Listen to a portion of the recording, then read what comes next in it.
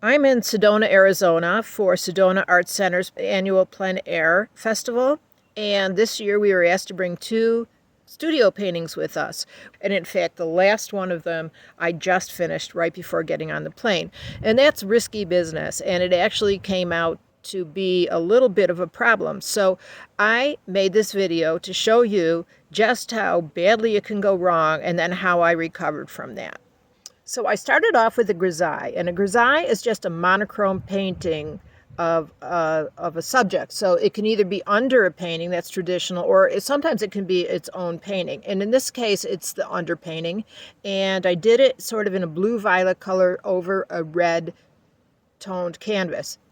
Now, normally you would work large shapes to small shapes, but I'm working on something that's very, very small objects. So I had already put the small shapes in the grisaille, and for me to go over the top of those with big shapes would just obliterate what was there. So I just worked little shape after little shape in these really cool shaped cactuses. So even though it sometimes looks like I'm painting lights, where I'm always saying paint darks to lights, what I'm actually doing is I'm painting each object from its darkest point to its lightest point. And I work through the cactuses basically from the bottom to the top. There's no real system there. They're the most important part of the picture, so that's what I started with.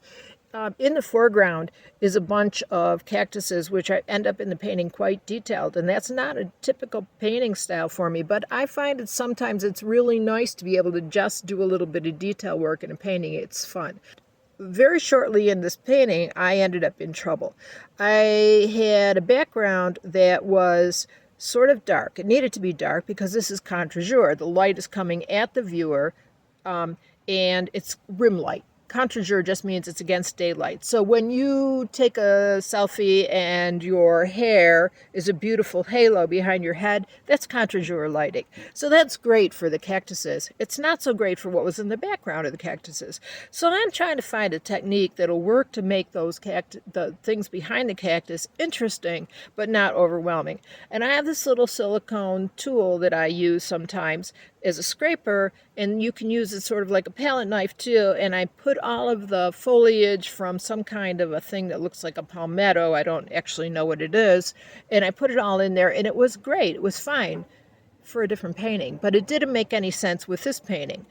So I got what I thought would work with a little bit of light in it, and then I proceeded to go back to the main subject of the painting, which is really the part of the painting that you should paint in first, and let that background sit there for a while as I came in and started to put the rim lighting into the cactuses. So that was a lot of fun. It's a great deal of fun to paint that rim light. You'll notice on this video that I'm using a really small brush. So for me to use like a 6 or an 8 brush, that would be typical. I'm using a 4, and at one point I'm even using a rigger to get that rim light in there. It's such a fine bit of painting.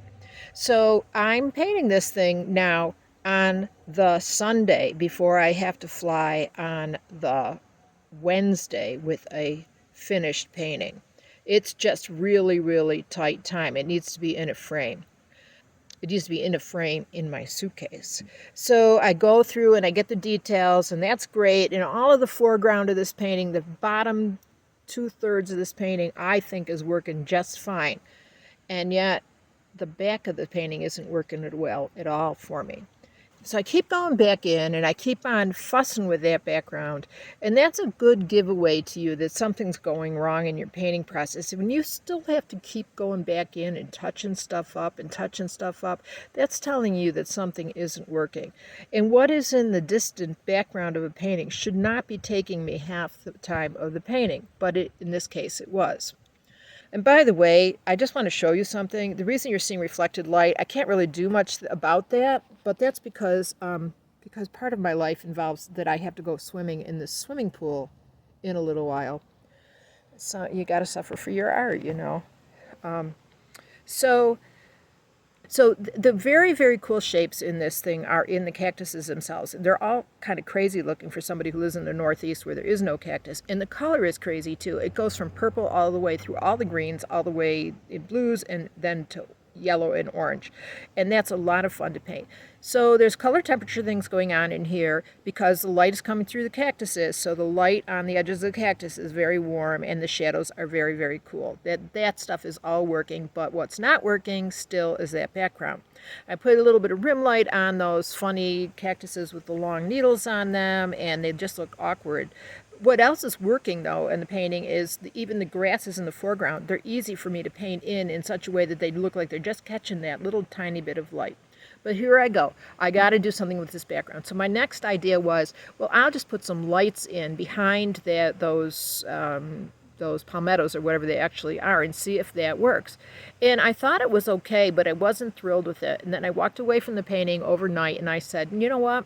I really, really don't think that background is cutting it with this painting, and I don't know what to do about it. So I'm stymied. So I called in a lifeline.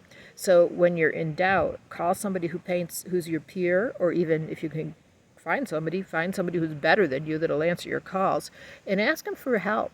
And so I called my friend Eric Jacobson, who's a fine Western painter, and I said, Eric, what do you think? And he said, I think you need to add a little bit of light behind that. You need some sky showing in that. So I did some very, very grave surgery to this painting, and I took that silicone scraping tool and I scraped out everything that was behind it. Now, I could have probably turned the painting over, carefully doused it with mineral spirits, and wiped it out. But the danger of hitting all that rim lighting that I put in there on those cactuses was just too great. I thought that I would ruin it. And at that point in time, I didn't really have any more time left at all. I had 2 days left to pack all of the stuff. So I used the silicone scraper. I pulled it back as much of it as I could, and then I painted over this somewhat sticky surface with oil paint. That's not great. That's not great technique. For one thing, the darks are going to bleed forward. But in this case, that actually helped because I don't want that background to be the subject of the painting. I wanted it to fall back into the background. So having a little bit of blue-violet underneath everything was very helpful. Now, when you're in that situation where you've got sticky wet paint and you're painting over the top of it, well, first of all, you don't want a lot of oil in it because that's archivally bad, but if you've got it and it's just a paint base, what you have to do is kind of keep your brush a little bit at an angle so that it doesn't dig in and dig that darker color back up onto the top.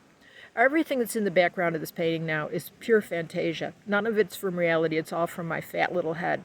And so I put in a cliff edge and I put in a couple trees. And, you know, looking at it, maybe if I'd had some reference, I could have done something that was a little bit more interesting, but I think it'll work for this because it's not the center of the painting. All I'm trying to do is get some rim light on those objects in the background that sort of relates to the rim light in the foreground.